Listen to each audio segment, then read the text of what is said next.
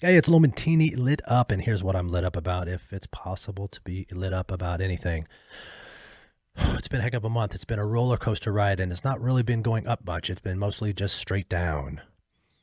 And I've been trying, desperately this last month to try and understand where I'm at in this whole process and trying to wrap my head around it.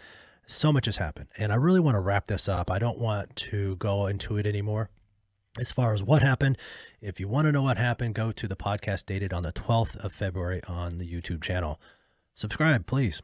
We want to add more to the subject of depression, anxiety, loss, and suicide. And remember, there's people out there that can help. There is on your phone, just hit 988 and somebody will be there to talk to you. There are people to talk to, and I wish I would have taken my own advice.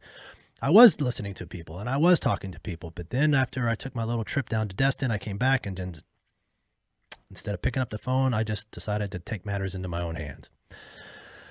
We all go through these stages, the 5 stages of grief, right? You have denial, anger, bargaining, depression, acceptance.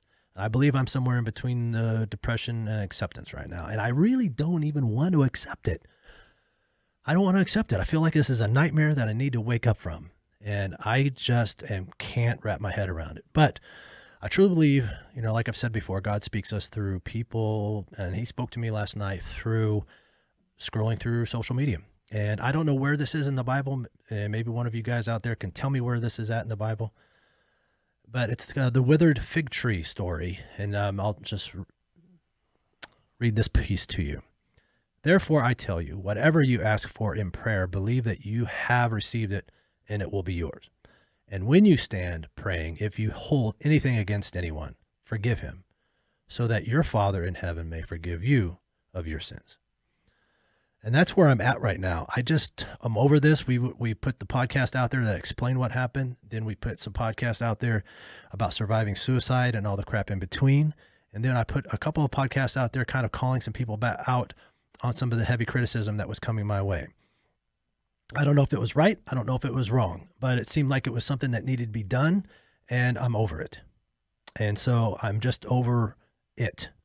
And I do not hold anything against anybody at all. Nobody on either side. I hold nothing against anybody.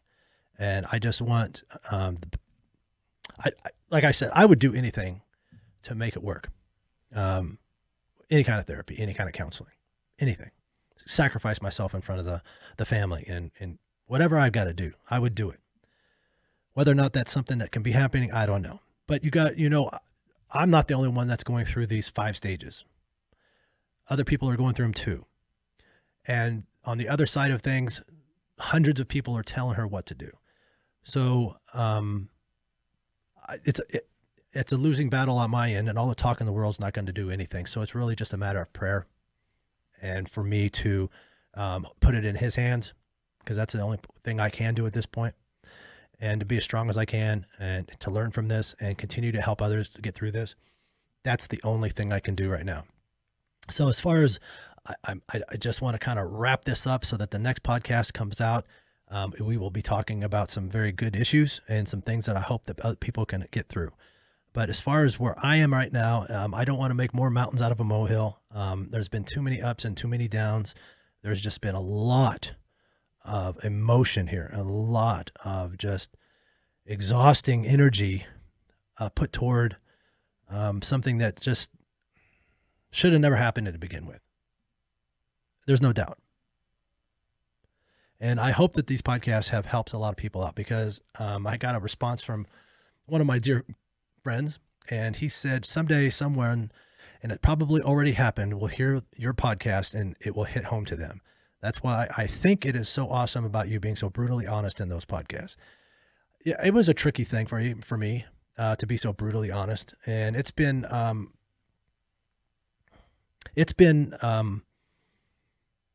tough on myself to be so brutally honest yet, but I know I have some issues that I got to deal with. We all do. I'm not saying that we all do as in to make my situation seem more minimal, but I truly believed that there was nothing that we couldn't get through. It was the most transparent I've ever been in a relationship. And it felt great. It was one of those feelings of comfortability that I was like, I just felt like that we were invincible. And I maybe let my guard down, not necessarily that's not the right phrase, but maybe I should have paid attention to some of the things that she was asking me about more seriously so that we wouldn't be here today. But we are here today. So how do we handle it? What do we do? How do we go through this?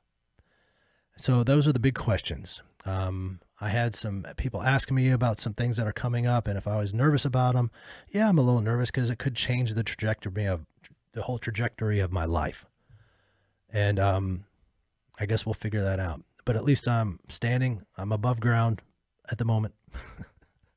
And we shall see how things go. But I just didn't want to make a real long podcast here today. This is like my fifth one because each one I keep trying to change and up a little bit.